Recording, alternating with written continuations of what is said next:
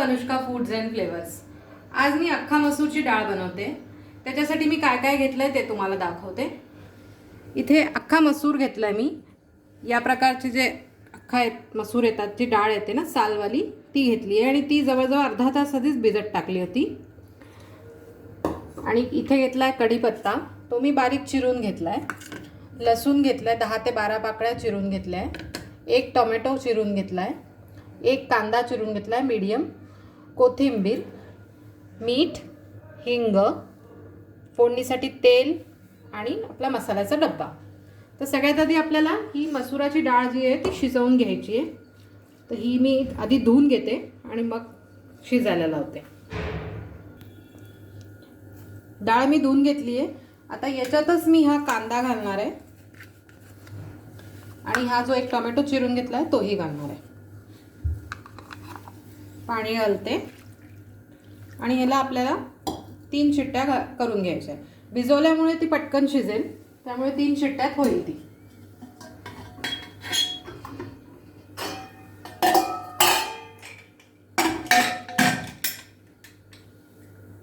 डाळ शिजली की मग आपण त्याला फोडणी करू। बघा आता माझी डाळ शिजली आपली। काढते याला मी।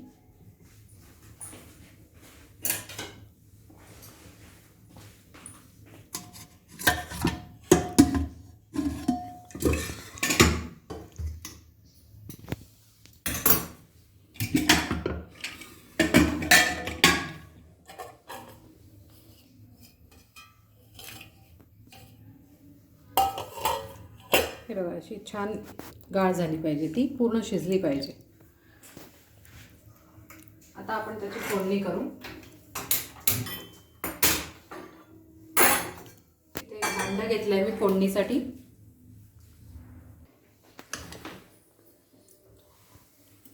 त्याच्यात तेल टाकते, साधारण 2 चमचे तेल घेतलंय।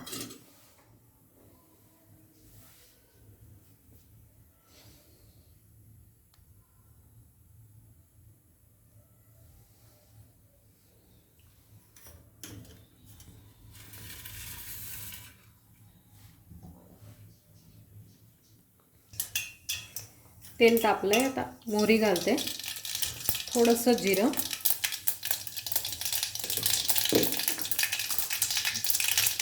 लसूण,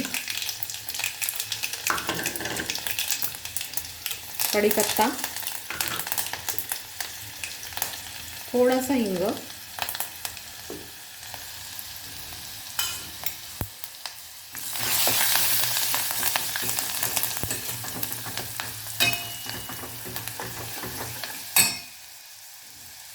अर्धा चमचा हळद आणि 1 चमचा तिखट। तिखट जळू नाही द्यायचं आपल्याला, म्हणून मी थोडंसं लगेच पाणी घालते, जेणेकरून आपलं तिखट जळणार नाही। आणि आता ही शिजवलेली डाळ घालायची आहे।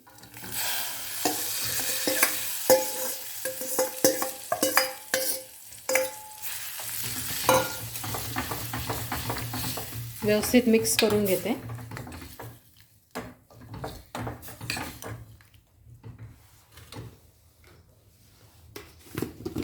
आणि आता चवीप्रमाणे मीठ घालायचं आहे।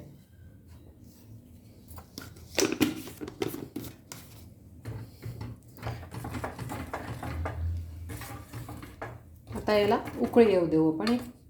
5 ते 7 मिनिटं छान उकळू द्यायची याला।